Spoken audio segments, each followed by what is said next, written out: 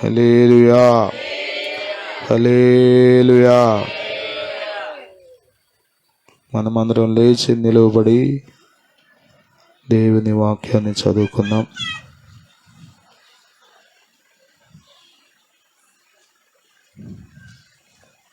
నూట 41వ కీర్తన చదువుకుందాం.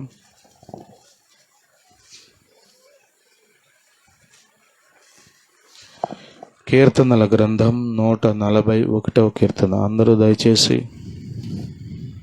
బైబిల్ తీసి చూడాలని కోరుతున్నాను. సంతోష్ పడుకున్నాడు.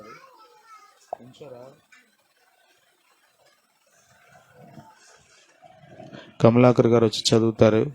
కలిసి అనుసరించి దేవుని వాక్యాన్ని పలుకుదాం.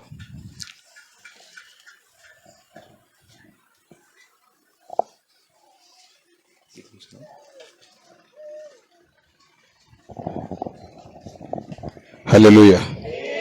యెహోవా, నేను నీకు మొరపెట్టుచున్నాను, నా యొద్దకు త్వరపడి రమ్ము. నేను మొరపెట్టగా నా మాటకు చెవియొగ్గుము. నా ప్రార్థన ధూపము వలెను, నేను చేతులెత్తుట సాయంకాల నైవేద్యం వలెను నీ దృష్టికి అంగీకారములగునుగాక. యెహోవా, నా నోటికి కావలించుము. నా పెదవుల ద్వారమునకు కాపు పెట్టుము. పాపము చేయవారితో కూడా నేను దుర్నీతి కార్యములలో చొరపడకుండునట్లు నా మనస్సు దుష్కార్యమునకు తిరగనీయకము. వారి రుచిగల పదార్థములు నేను తినకుందునుగాక. నీతిమంతులు నన్ను కొట్టుట నాకు ఉపకారము. వారు నన్ను గద్దించుట నాకు తైలాభిషేకము.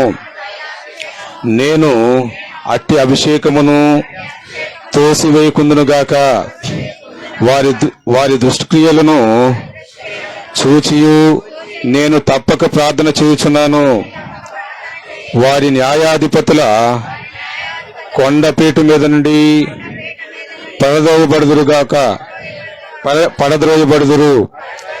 కావున జనులు నా మాటలు మధురమైనవని వాటిని అంగీకరించుచున్నారు. ఒకడు భూమిని దున్నుచు దానిని పగలగొట్టునట్లు మా ఎముకలు పాతాళ ద్వారమున చెదిరి ఉన్నవి. యెహోవా, నా ప్రభువా, నా కన్నులు నీ తట్టు చూచుచున్నవి. నీ శరణు జొచ్చి ఉన్నాను. నా ప్రాణము దారపోయకము. నా నిమిత్తము వారు ఒడ్డిన వలల నుండి, పాపము చేయవారి ఉచ్చుల నుండి తప్పించి కాపాడము. నేను తప్పించుకుని పోవచుండగా భక్తిహీనులు తమ వలలో చిక్కుకొందురుగాక. ఆమేన్. చదవబడిన కీర్తన ప్రభు మనందరి వినికిడిలో ఆశీర్వదించునుగాక. దయచేసి కూర్చోండి. కొంచెం సర్దుకుని కూర్చోండి. పిల్లలు ముందుకు వచ్చేయండి. మహిమ, హిప్సిబా ముందుకు వచ్చేయండి.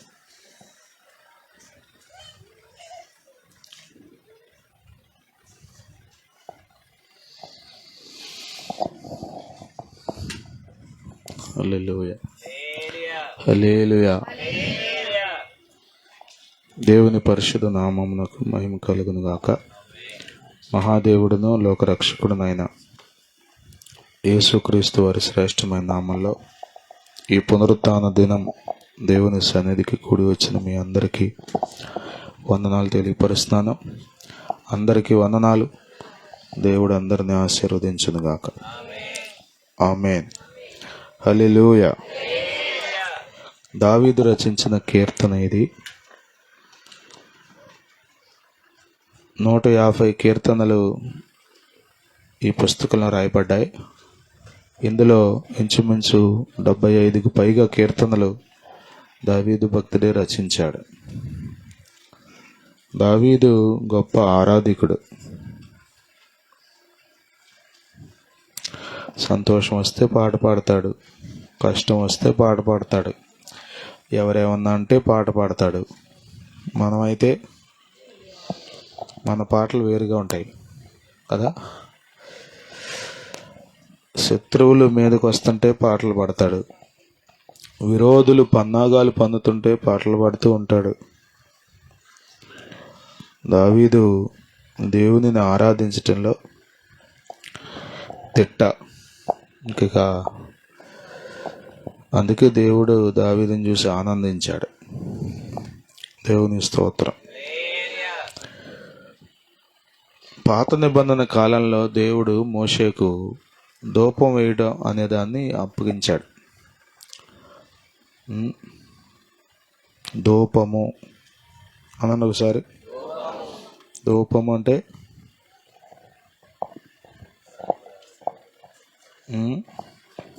నిర్గమకాండం 30వ అధ్యాయం 7వ వచనం 8వ వచనం చూడండి. అహరోను అనగా మొట్టమొదటి ప్రధాన యాజకుడు, మోషే గారి అన్నగారు. అహరోను ప్రతి దినము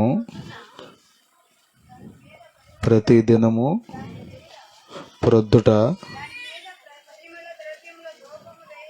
దాని మీద పరిమళ ద్రవ్య ధూపములను వేయవలెను.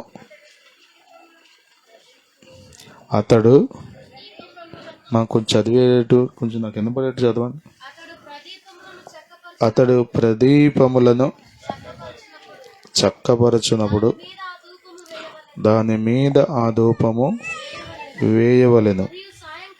మరియు సాయంకాలమందు అహరోను ప్రదీపములను వెలిగించినప్పుడు దాని మీద ధూపము వేయవలెను. అది మీ తరతరములకు యెహోవా సన్నిధిని నిత్యమైన ధూపము. ఈ ధూప ద్రవ్యాలు ఎలా ఉంటాయో అదే అధ్యాయంలో చివరి వచనాల్లో 34 నుండి 38 వచనాల్లో ఏవేమి వస్తువులు వాడాలో, ఆ ధూపం వేసేటువంటి ఆ పదార్థాల్లో ఏమేమి ఉండాలో వాటన్నిటినీ దేవుడే మోషేకు వివరించాడు. దేవుని స్తోత్రం. తరతరములకు ఇలా ఉదయం సాయంత్రం ధూపం వేయాలి దేవుని మందిరంలో అని దేవుడు మోషేకు మోషే ద్వారా ఇశ్రాయేలీయులకు ఆజ్ఞాపించాడు. కట్టడ అనగా తప్పనిసరిగా చేయవలసింది.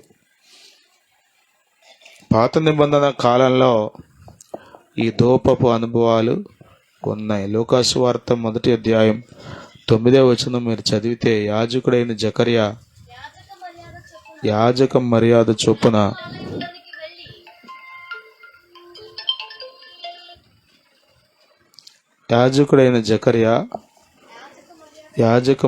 చొప్పున వెళ్ళి ధూపము వేయుటకు అతనికి వంతు.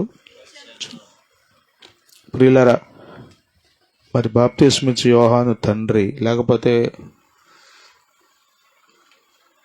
పాత నిబంధన కాలపు చిట్ట చివరి ప్రవక్త అనొచ్చు, తండ్రి అయినటువంటి జకర్యా మందిరంలోనికి వెళ్ళి ధూపం వేస్తున్నాడు. ధూపము. దావీదు అంటున్నాడు, నా ప్రార్థన ధూపం వలె ఉంటుంది. దేవుని స్తోత్రం. హల్లెలూయా. ఇంకా కొద్దిమంది మందిరాల్లో ధూపాలు వేసే వాళ్ళు ఉన్నారు. అక్షరార్థంగా వాళ్ళకి వాక్యం అర్థమైంది అంతే. మొత్తం మందిరం నిండా పొగ నింపే వాళ్ళు ఉన్నారు. అది వాళ్ళకి ఆ వాక్యం అర్థం అవ్వకపోవడమే. ఇంకా అమావాస్యలు పౌర్ణములు పట్టుకొని ఆ కోటాలు చేసే వాళ్ళు ఉన్నారు. దేవుడు దాన్ని ఎప్పుడో పక్కన పెట్టాడు. మనము దేవుని ప్రజలం. దేవుని స్తోత్రం. నూతన నిబంధన ఇశ్రాయేలీయులం. మన ప్రార్థనే ధూపం వలె ఉండాలి. హల్లెలూయా, హల్లెలూయా. ధూపం వేయాలనేది దేవుని ఆజ్ఞ. కానీ ధూపం అంటే ప్రార్థన అని చెప్తున్నాడు ఇక్కడ దావీదు 2వ వచనంలో. నా ప్రార్థన ధూపము వలె. స్తోత్రం, హల్లెలూయా. నేను చేతులెత్తుట సాయంకాల నైవేద్యము వలెను నీ దృష్టికి. నైవేద్యము అన్న ఒకసారి. నైవేద్యము పెడతారుగా మన వాళ్ళు. నిర్గమకాండంలోనే 29వ అధ్యాయంలో 38 నుండి 41 వచనాల్లో నైవేద్యాలను గురించి రాయబడింది కదా. మన వాళ్ళు ఇంకా నైవేద్యాలు అర్పించే వాళ్ళు ఉన్నారు.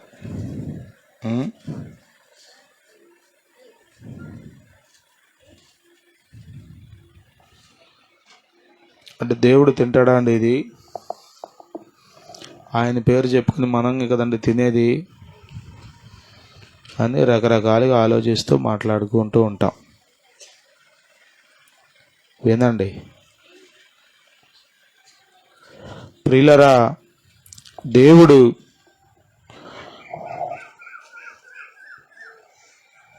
అంటే ప్రార్థన ధూపం, చేతులెత్తుట నైవేద్యం అన్నాడు. అంటే మనం ఏమి చెయ్యిపోయినా మోకరిస్తే కూడా అది దేవునికి అర్పణే. చేతులెత్తడం కూడా దేవునికి అర్పణే. కొద్దిమందికి ఇవి తెలియక మోకరించరు, చేతులెత్తరు. అసలు ఏదో రావడమే గొప్ప అన్నట్లుగా మందిరానికి అట్లా ఉంటారు. దావీదు మహారాజయ్యుండి దేవుని సన్నిధిలో చేతులెత్తుతున్నాడంట. నేను చేతులెత్తుట అంటే అర్థం ఏంటి? ఆయన చేతులెత్తి ప్రార్థన చేస్తున్నాడు. దేవుని స్తోత్రం, హల్లెలూయా, హల్లెలూయా. ప్రార్థన ధూపము వలెను చేతులెత్తుట సాయంకాల నైవేద్యం వలె. ధూపం వేయాలనేది దేవుని ఆజ్ఞ. ఈ ధూపం ఎలా వేయాలి? దేవుడు చెప్పినట్టుగా వేయాలి కదా. దేవుడు అంత వివరంగా ఎందుకు చెప్పాడు?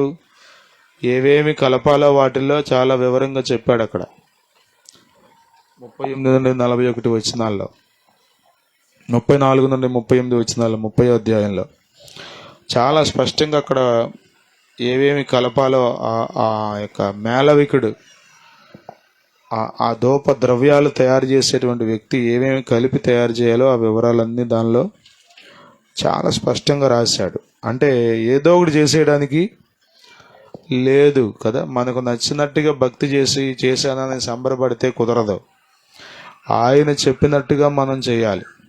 మనకు నచ్చినట్టుగా కాదు, ఆయన చెప్పినట్టుగా మనం భక్తిలో ముందుకు వెళ్ళాలి. ప్రార్థన ఎలా చేయాలి అంటే దేవునికి అంగీకారం అయ్యేటట్లుగా చేయాలి. దేవుడు చెప్పినట్లుగా మనం ప్రార్థనలు చేయాలి. స్తోత్రం, హల్లెలూయా, హల్లెలూయా. మీరు ప్రకటన గ్రంథం చదివితే అక్కడ కూడా ఈ ధూపం గురించి మాట్లాడుతూ అవి పరిశుద్ధుల ప్రార్థనలు అంటాడు. 5వ అధ్యాయం 8వ వచనం. సువర్ణ ధూపార్తులు పట్టుకుని, ప్రకటన గ్రంథం 5వ అధ్యాయం 8వ వచనం. ఆయన దానిని తీసుకునినప్పుడు ఆ 4 జీవులను వీణెలను ధూప ద్రవ్యములతో నిండిన సువర్ణ పాత్రలను పట్టుకొని ఉన్న ఆ 24 పెద్దలను ఆ గొర్రెపిల్ల ఎదుట సాగిలపడిరి. ఈ పాత్రలు పరిశుద్ధుల ప్రార్థనలు. ధూపము అంటే ప్రార్థన. అర్థమవుతుందా? మందిరంలో మీరు ధూపం వేయాలి, లేకపోతే ఇంటి దగ్గర ధూపం వేయాలంటే ఏం చేయాలి? ప్రార్థనలు చేయాలి. 8వ అధ్యాయం ప్రకటన గ్రంథంలో కూడా చూడండి, 3వ వచనం. మరియు సువర్ణ ధూపార్తి చేత పట్టుకొని ఉన్న వేరొక దూత వచ్చి బలిపీఠము ఎదుట నిలువగా సింహాసనము ఎదుటనున్న సువర్ణ బలిపీఠము పైన పరిశుద్ధులందరి ప్రార్థనలతో కలుపుటకై బహుధూప ద్రవ్యములు ఇయ్యబడెను. అప్పుడు ఆ ధూప ద్రవ్యములు పొగ పరిశుద్ధుల ప్రార్థనలతో కలిసి దూత చేతిలో నుండి పైకి లేచి దేవుని సన్నిధిని చేరెను. ప్రార్థన అంటే చెప్పండి, ధూపము. ప్రార్థన అంటే ధూపం. నా యేసయ్యా నీ దివ్య ప్రేమలో పాట కంగారు. నీ సన్నిధానము చేరును నిత్యము, చేతువు నాకు సహాయము విను వెంటనే నీ సన్నిధానము చేరును నిత్యము, చేతువు నాకు సహాయము విను వెంటనే నా యేసయ్యా. స్తోత్రం. కలుతుంది, వేరేది పాటలోకి వెళ్తున్నది. నా యేసయ్యా నీ సన్నిధానము. సర్లే, ఓకే. స్తుతియాగము నైవేద్యము వలె అని ఆ పాట యేసన్న గారి పాటల పుస్తకంలో ఉంటున్నది. మనము ప్రార్థన ధూపం వలె దేవుని సన్నిధిలో వేయాలి. స్తోత్రం. మీరు బైబిల్లో చదివితే అహరోనుకు చెప్పాడు, ప్రతి ఉదయమున ప్రొద్దుటే వేయమన్నాడు, సాయంకాలమున వేయమన్నాడు. మీరు బైబిల్లో చదివితే దావీదు గురించి 119వ కీర్తనలో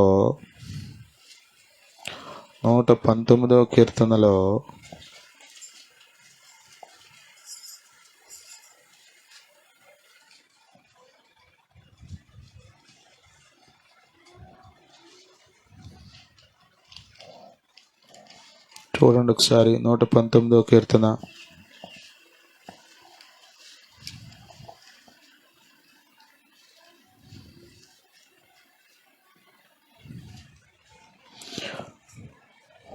7 మార్లు అతడు ప్రభు సన్నిధిలో ప్రార్థిస్తున్నట్లుగా మనం వాక్యంలో చదువుతాం. 164 నీ న్యాయ విధులను బట్టి దినమునకు 7 మార్లు నేను నిన్ను స్తుతించుచున్నాను. ప్రియులరా, దావీదు ఎల్లప్పుడూ ప్రార్థించి స్తుతించే అనుభవాల్లో ఉన్నాడు. ప్రార్థన చేయడం చాలా అవసరం.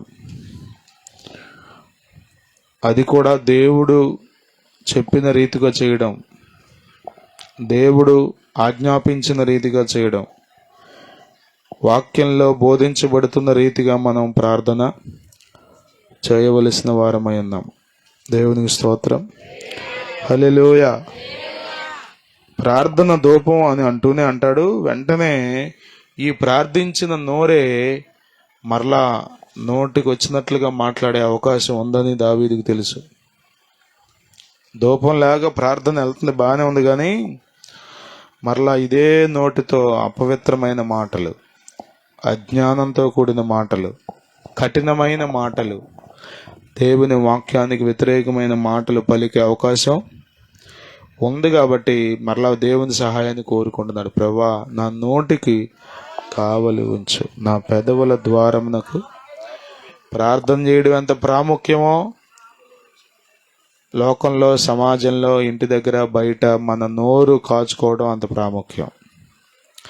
కొద్దిమందికి ప్రార్థన చేయడమే తెలుసు, ఇక బయట కాచుకోవడం తెలియదు. ఇక అక్కడ కూడా రెచ్చిపోతారు. చూసారా, ప్రార్థన చేస్తున్నాడు, అదే సమయంలో తన యొక్క పరిస్థితిని దేవుని దగ్గర చెప్పుకొని, ప్రభువా నాకు నీ సహాయం చాలా అవసరం.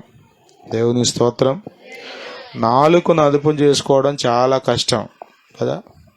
బైబిల్లో రాయబడింది యాకోబు పత్రిక 3వ అధ్యాయంలో ప్రపంచంలో ఉన్న అన్ని జంతువులను మనం సాధు చేయగలిగామంట కదా. జూకి వెళ్ళండి, మీరు సర్కస్కి వెళ్ళండి, పులిని ఆడిస్తాడు మానవుడు, సింహాన్ని ఆడిస్తాడు మానవుడు, పాములు ఆడించే వాళ్ళని చూడండి, పామును ఆడిస్తాడు మానవుడు, గంగరెద్దులను చూడండి, ఎద్దును ఆడిస్తాడు మానవుడు. కానీ తన నాలుకను తాను స్వాధీనపరుచుకోలేడు. ప్రకృతి చక్రాన్ని చిచ్చు పెట్టేది నాలుక. ప్రియమైన వార్లరా, మనము నాలుకను అదుపుకు చేసుకోలేం అన్న సంగతి మనకు తెలియాలి. నాలుకను అదుపు చేసుకునేవాడు ఇక అన్ని అదుపు చేసుకున్నట్టే. దేవుని స్తోత్రం. హల్లెలూయా. దావీదుకు తెలిసిపోయింది. దావీదుకు తెలిసిపోయింది. అందుకనే అంటున్నాడు, నా వల్ల అయితే కాదు నాయనా. యాకోబు పత్రిక 3వ అధ్యాయం 2 నుండి 12 వచనాలు మీరు ఇంటికి వెళ్ళి చదువుకోండి. నాలుకను గూర్చి యాకోబు భక్తుడు చాలా వివరంగా మాట్లాడతాడు. నాలుక చూసారా? ఇప్పుడు చూస్తున్నారు లేదో నాకు తెలియదు, కానీ సహజంగా డాక్టర్ దగ్గరికి వెళ్ళిన వెంటనే కనురెప్పలు చూసేవాళ్ళు, నాలుగు చూమని చూపించేవాళ్ళు. నాలుగు చూపిస్తే అది ఏముందో రోగం కొంతవరకు అవగాహనకు వచ్చేసేది. ఇప్పుడు స్కానులు చేసినా రావట్లేదు, కానీ అప్పుడు అట్లా చూసేవాళ్ళు. నాలుక. భక్తి చేయడం ఎంత ప్రాముఖ్యమో మనలను మనం కాపాడుకోవడం అంత ప్రాముఖ్యం. ఇక్కడంతా భక్తి చేసి బయటికి వెళ్ళి రెచ్చిపోతే మొత్తం బూడిదలో పోసినట్టే అన్న సంగతి దావీదుకు తెలుసు. అందుకనే అంటున్నాడు, యెహోవా నా ప్రార్థన ధూపం వలె నీ దృష్టికి అంగీకారం అవ్వాలి, అదే సమయంలో నా నోటికి నీవు కావలి ఉంచాలి. అంటే అతనికి అర్థమైపోయింది తనంతట తానే ఈ నోరుని కాచుకోలేడని, తనంతట తానే దీన్ని కాపాడుకోవడం వల్ల కాదని. అందుకని దేవుని సహాయాన్ని కోరుతున్నాడు. స్తోత్రం. హల్లెలూయా. దేవా, నీవు నాకు సహాయం చేయాలి. ఈ నోరుందే, ఏది పడితే అది మాట్లాడేస్తుంది ఆయన. దీనికి కాపు పెట్టయ్యా, కాపలా పెట్టిన ఆయన దీనికి. స్తోత్రం. హల్లెలూయా. హల్లెలూయా. మనము చాలా జాగ్రత్తగా మన నోటిని వాడాలి. బైబిల్ చెప్తుంది, తన నోటిని కాచుకునేవాడు తనను తాను కాపాడుకుంటాడు. నోటిని కాచుకోవాలి. సామెతల గ్రంథం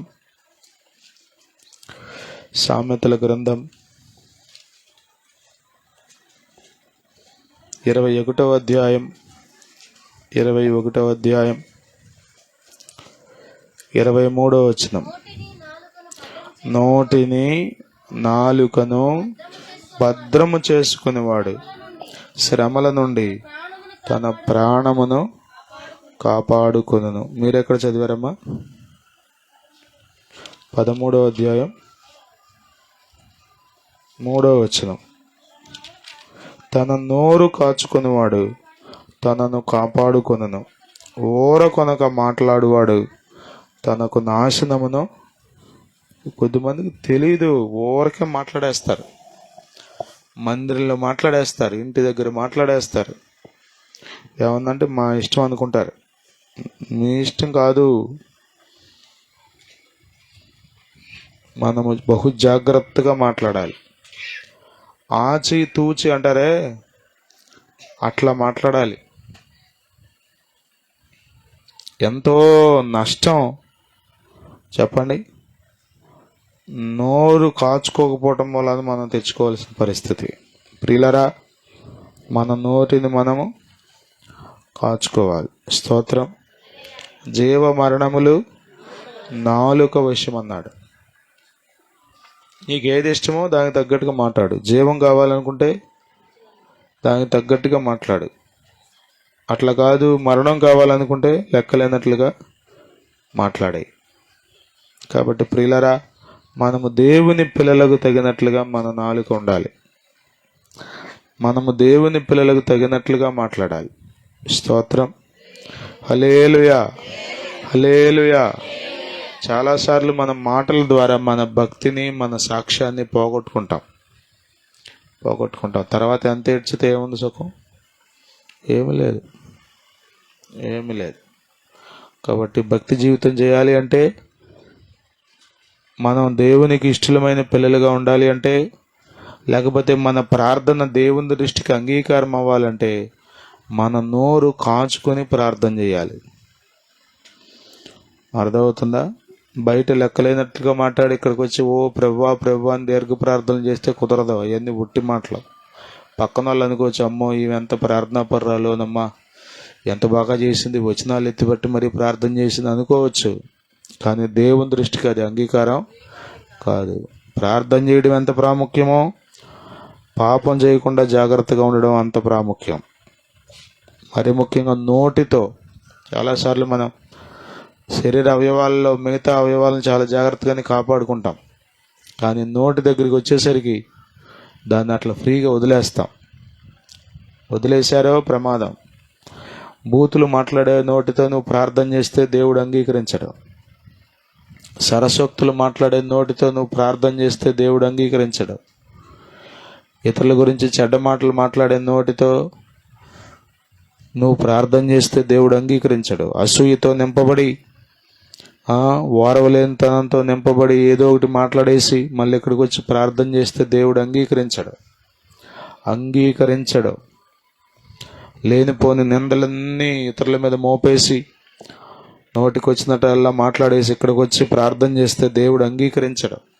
దేవుడు మన ప్రార్థనలు అంగీకరించాలంటే మన నోరు జాగ్రత్తగా కాపాడుకొని ప్రార్థించాలి. స్తోత్రం.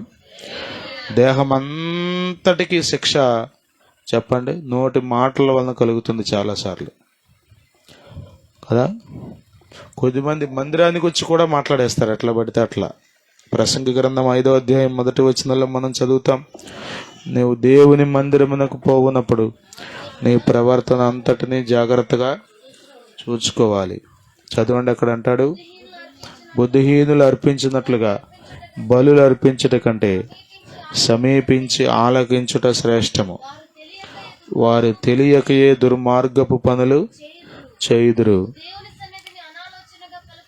నీవు దేవుని సన్నిధిని అనాలోచనగా పలుకుటకు 5:1 ఎస్తేర్ 5:1. నీవు అనాలోచనగా పలుకుటకు నీ హృదయమును త్వరపడనీయకుము, నీ నోటిని కాచుకోము కదా. కొద్దిమంది భార్యకి కాపలా పెడతారు, సిబిసిఐడి ఆఫీసర్ని. కొద్దిమంది భర్తకు కాపలా పెడతారు. బైబిల్ చెప్తుంది వాళ్ళని కాయడం కాదు, ముందు నీ నోరు కాచుకో. యేసు రక్తమే జయం. నీ నోటిని కాచుకోము. దేవుడు ఆకాశం మందున్నాడు, నీవు భూమి మీద ఉన్నావు. కావున నీ మాటలు కొద్దిగా ఉండాలి. అంటే సమస్య అంటే తెలుసా, ఏదైనా జరిగినప్పుడు మనకంతా తెలిసినట్టుగా అనాలిసిస్ చేసేస్తాం. అదట్లా ఇది ఇట్లా ఇది ఇట్లా అదట్లా అది అని. ఏం తెలుసు నీకు? దేవుడు పైనుండి అన్నీ జరిపిస్తున్నాడు, నువ్వు మానవ మాత్రుడివి, నీకంతా తెలుసున్నట్టుగా ఎందుకంత వెర్రవిగి మాట్లాడేస్తావు? నాకు తెలుసండి, దేవుడు రాత్రి నాకు చూపించాడండి. చూపించాడా? మరి రాత్రి చెప్పలేదే? ప్రియులరా, మన మాటలు కొద్దిగా ఉండాలి. దేవుని స్తోత్రం. ఊరికే మాట్లాడేయకూడదు. త్వరపడి మాట్లాడేస్తారు కొద్దిమంది, ఏది పడితే అది మాట్లాడేస్తారు. దేవుని మందిరంలో జాగ్రత్తగా ఉండాలి, మీ ఇంటి దగ్గర జాగ్రత్తగా ఉండాలి, బయట ప్రతి స్థలంలో ప్రభు ఉన్నాడు. ఆయన చెవులు వింటున్నాయి, మందమైన చెవులు కాదాయి.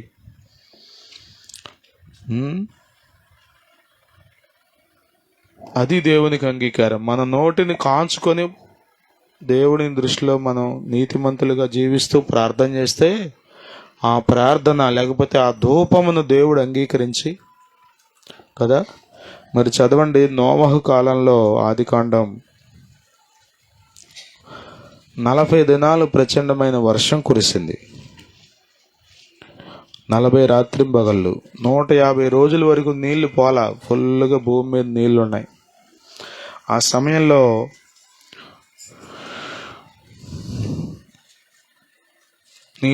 నీరంతా ఇంకిపోయిన తర్వాత నేల కనబడుతున్నప్పుడు నోవాహు బయటకు వచ్చి బలిపీఠం కట్టాడు. 8వ అధ్యాయం, ఆదికాండం 8వ అధ్యాయం 20వ వచనం. అప్పుడు నోవాహు యెహోవాకు బలిపీఠము కట్టి పవిత్ర పశువులన్నిటిలోనూ పవిత్ర పక్షులన్నిటిలోనూ కొన్ని తీసుకొని ఆ పీఠము మీద దహన బలి అర్పించెను. అప్పుడు యెహోవా ఇంపైన సువాసనను ఆఘ్రాణించి, ఏ సువాసనట అది? అంటే ఇది అతడు అర్పించిన అర్పణలో నుండి వచ్చింది కాదు. మెయిన్ అతడు దేవునికి ఇంపైన వాడు. దేవునికి స్తోత్రం. నోవాహు జీవితాన్ని మీరు చదివితే నోవాహు దేవుడు చెప్పినట్టు చేశాడు. తనకు కొంచెం తెలిసినట్టుగా, కొంచెం అటు ఇటుగా, లేకపోతే ఇతరులు చెప్పిన సలహాలను బట్టి, కిటికీ ఇక్కడ పెట్టకూడదురా అని చెప్పి ఎవడన్నా వచ్చాడు అనుకోండి, దేవుడు చెప్పింది మానేసి వాడు చెప్పింది ఏలాడేసి, కొద్దిమంది అంతే, ఎవరేం చెప్తాడు పోతారు. యేసు రక్తమే జయం. అలా చేయలే నోవాహు. బైబిల్లో రాయబడింది, దేవుడు చెప్పిన ప్రకారం యావత్తు నోవాహు చేశాడు. అలా చేసిన నోవాహు చెప్పండి, జలప్రలయం తర్వాత బయటకు వచ్చే ధూపాన్ని వేశాడంట, దహన బలి. ఆ సువాసన, ఏ సువాసన? ఇంపైన సువాసనను ఆగ్రాణించి ఒక తీర్మానం తీసుకున్నాడు దేవుడు. ఏంటి తెలుసా? ఇక ఎన్నడూ నేను భూమిని శపించను, ఇప్పుడు వచ్చినట్టుగా ఇలాంటి పరిస్థితికి ఎన్నడూ రానివ్వను అని చెప్పాడు. స్తోత్రం. హల్లెలూయా, హల్లెలూయా, హల్లెలూయా. కాబట్టి ప్రియులారా, దేవుడు మంచివాడు. స్తోత్రం. హల్లెలూయా.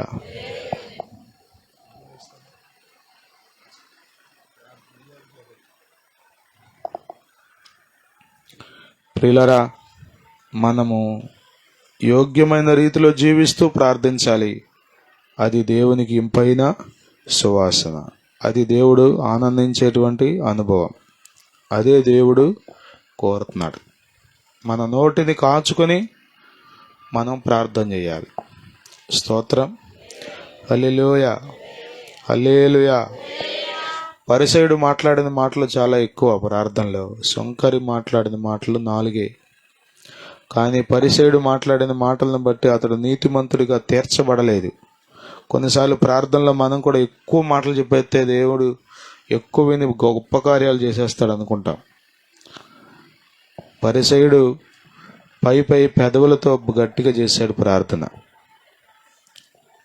మనుషులకు తన గొప్పతనం చూపించుకోవటానికి చేశాడు ప్రార్థన.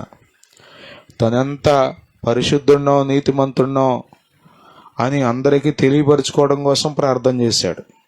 కానీ శంకరున్నాడే 4 మాటలే చేశాడు. కానీ ఆ 4 మాటలు అతనికి నీతిని తెచ్చాయి. దేవుని దగ్గర నుండి నీతిని అతని జీవితంలో అనుగ్రహించాయి.